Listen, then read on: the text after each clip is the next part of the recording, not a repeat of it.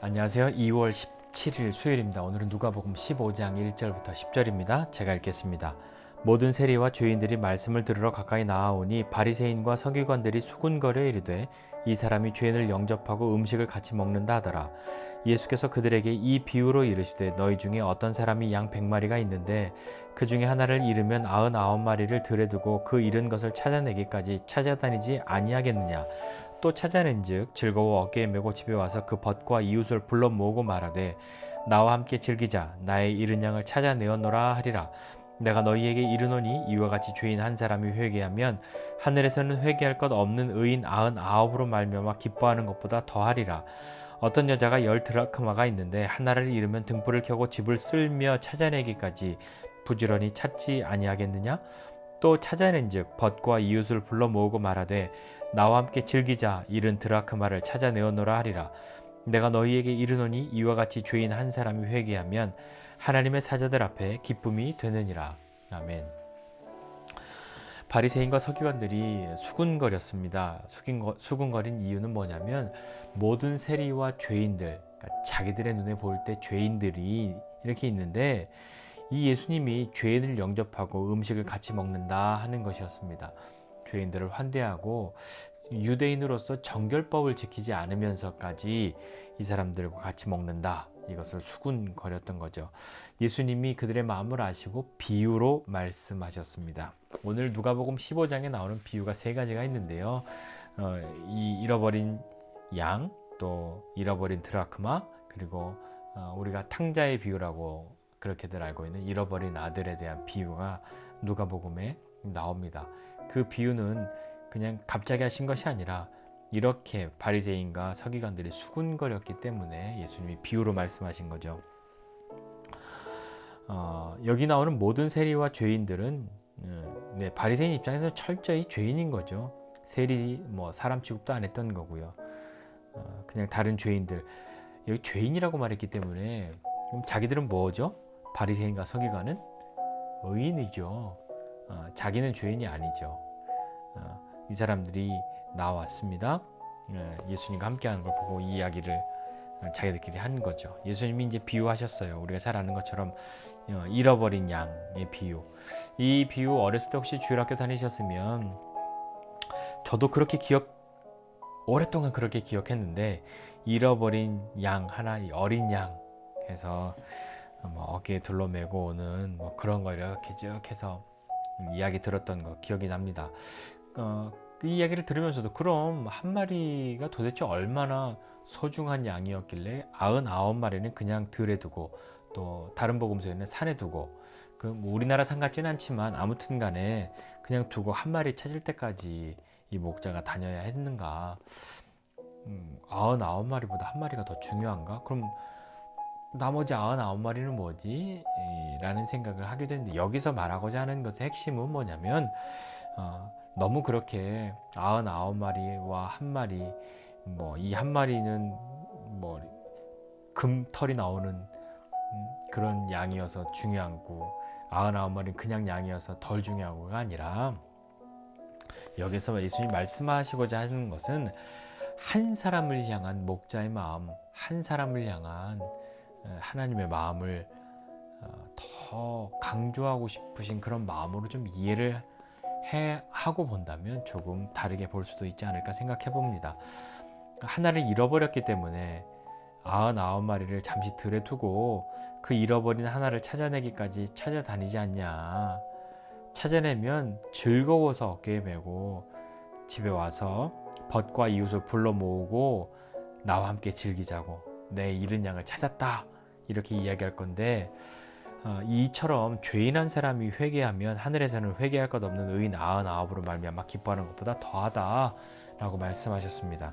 예수님이 말씀하신 것처럼 이와 같이 라고, 그러니 잃어버린 한 마리 양, 그 양을 되찾은 것을 죄인 한 사람이 회개한 것으로 예수님이 설명하셨습니다.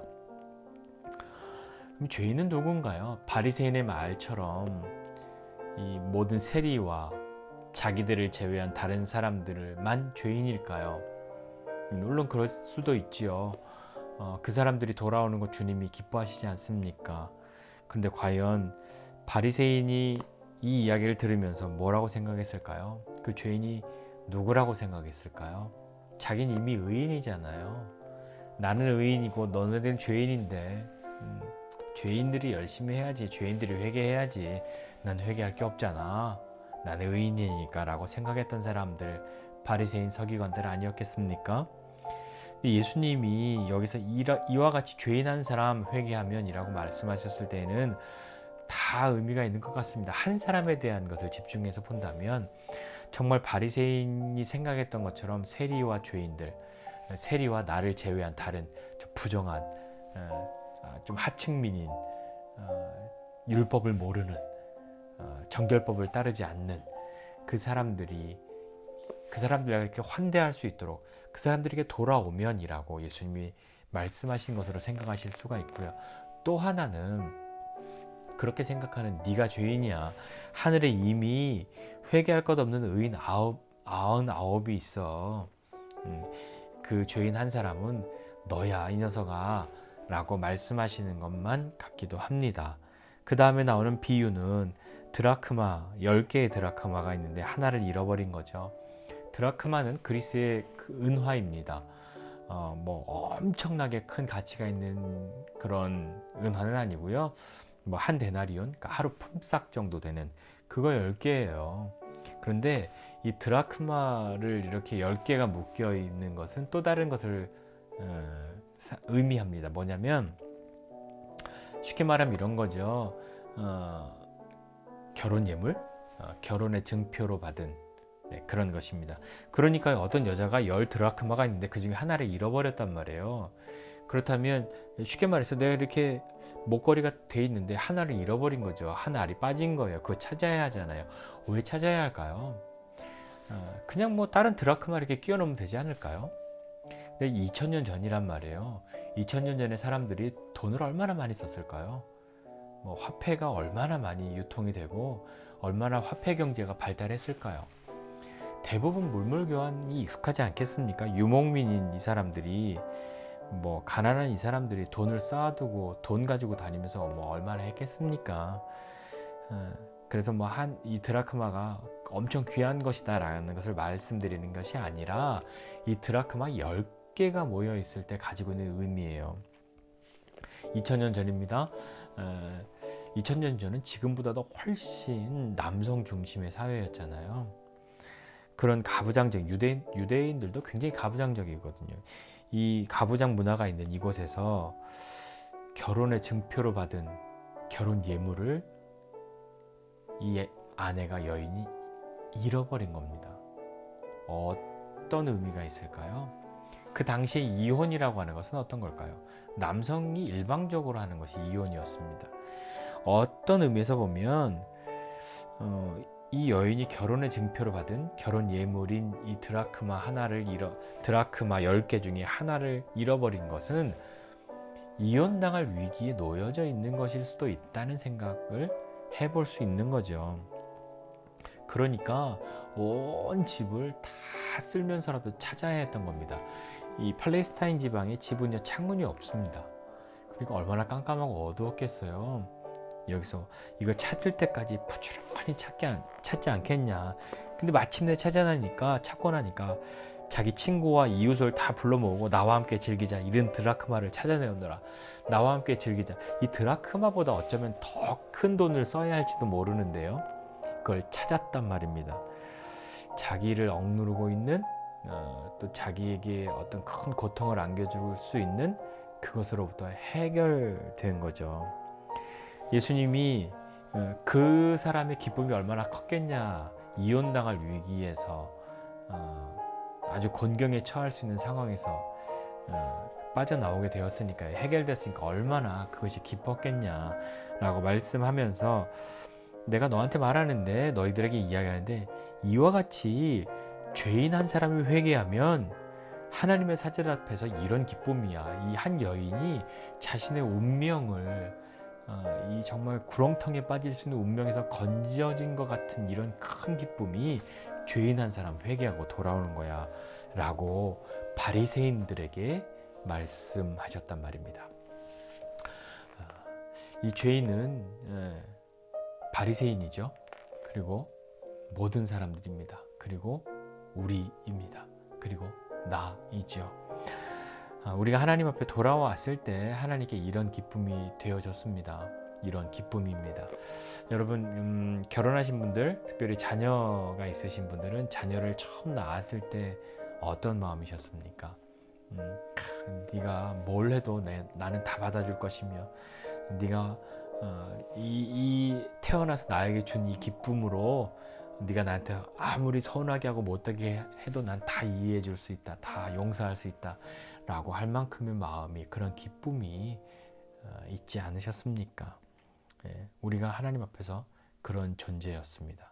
그리고 여전히 그런 존재입니다. 나는 하나님 앞에 뭐 잘한 게 하나도 없다 이렇게 생각하지만, 하나님의 은혜로 우리가 하나님 앞에 돌아온 것이 하나님 앞에 얼마나 큰 기쁨이 된 것인지, 내 기쁨이 아니라 하나님의 기쁨이었단 말이죠. 죄인 한 사람 회개하면 이런 일이 일어납니다. 그리고 우리가 1절에 말씀드린 것처럼 회개라고 하는 것, 단순히 죄의 목록을 고백하는 것으로 일회적으로 끝나는 것이 아니라 내 마음이 죄를 지을 수밖에 없게 하나님으로부터 멀어졌던 그 마음을 돌이켜서 그걸 안타까워하고 아파하고 내 마음을 하나님께로 돌이키는 것, 그것이 회개입니다. 그 과정 속에서 일어나는 것이 죄의 고백이고요.